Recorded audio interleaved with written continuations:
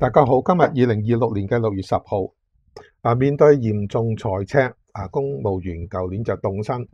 過去一年，經濟財政狀況轉趨正面，政府年初恢復薪酬趨勢調查，為加薪鋪路。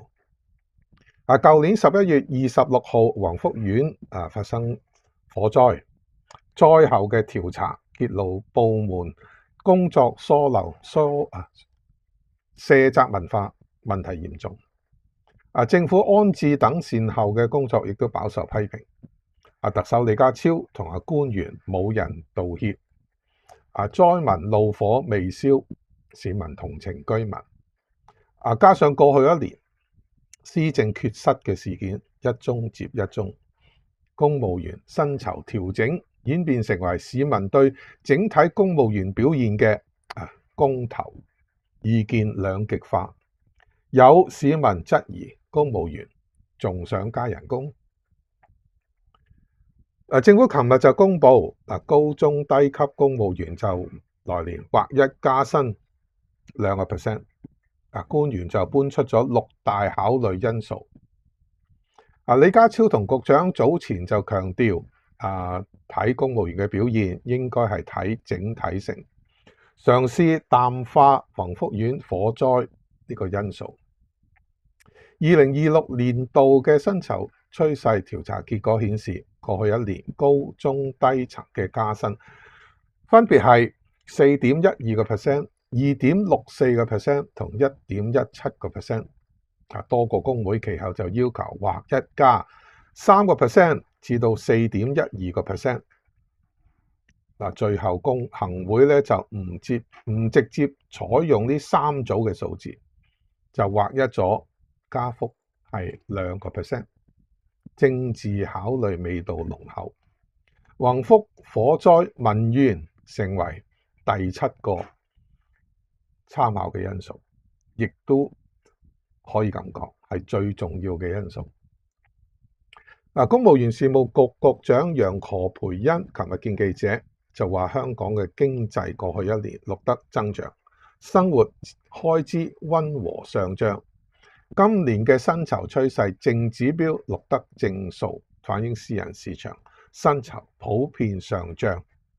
政府財政嘅狀況喺2025-2026嘅年度有改善，但係香港未來發展需要龐大財務承擔，加上地緣政局變化，可以短時間內影響民生，政府需要及時介入。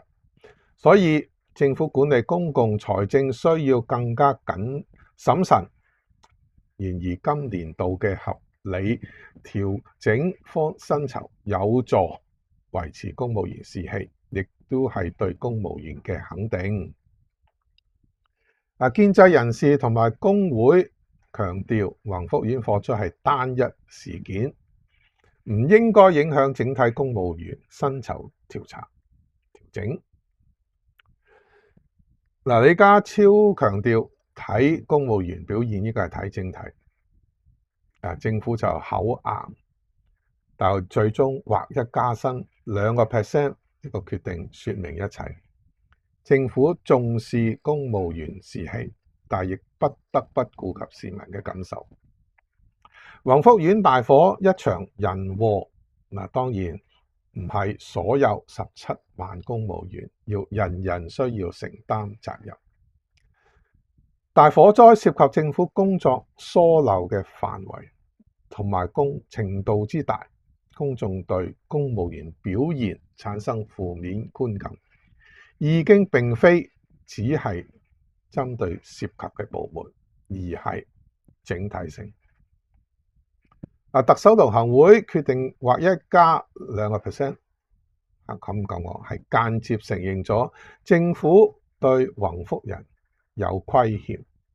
17萬公務員，人人要分擔。假如火災冇發生，全體公務員都幾有可能會獲得2.64% 至3% 嘅加幅，但係冇假如。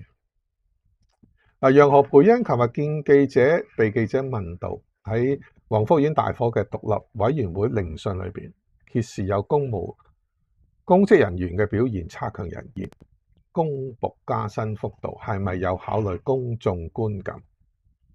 楊何蓓茵冇直接回答呢個問題，但係承認有考慮公眾觀感。華員會嘅會長蔡冠龍認同公僕薪酬係嚟自公帑，需要考慮社會觀感。但係世界就話世界競爭力年報，香港喺政府效率獲得評價全球第2，反映公務員表現優秀。若果因為黃福園大火而壓低公僕嘅加薪幅度，等同向民粹低頭。佢就話薪酬佔2% 嘅加幅，即係等同減人工。若果呢個加幅要提振士氣，佢就話好似太陽要喺南邊升起咁。公務員嘅老闆係市民，市民對公務員嘅表現薪酬有意見係天經地義。隨意標籤民意為民粹非理性，只會再拉遠公務員同市民嘅距離。有工會代表話2% 嘅加幅等同減薪，又話要提振士氣，好似係要太陽喺南邊升起。服務社會唔可以唔食飯餓住個肚皮，又話打政府工已經唔係鐵飯碗，而係膠飯碗。呢啲說話並不理性。唔少打工仔揾食艱難，公務員少加1-2% 就發爛渣。呢個同優秀有一大段距離。過去大學同埋獨立嘅民調機構一直有進行一啲定期調查，以專業科學嘅方法了解市民對政府、公務員、立法會、司法機關、中央政府等等嘅信任程度同埋滿意度。近年呢類政治民調大幅減少，對管治同施政百害而無一利。市民對公務員嘅觀感趨向負面，特別係個別嘅部門，呢個十分明顯。垃圾徵費告吹、買水風波、安全帶之亂等所謂單一事件，暴露人同埋制度一串嘅問題。黃福園大火同埋後續嘅發展，再揭示官場嘅醜態，激發市民對政府嘅不滿。特首主動檢討公務員嘅表現、賞罰、效率等議題。今年嘅加薪調整薪酬，亦都不得不顧及民情。最終劃1-2% 嘅加幅，有灑水降溫嘅效用。用建制好喜歡嘅說法，從善如流，所以請再鼓掌。今日講到呢度，請繼續喺平台 comment、like、share。拜拜。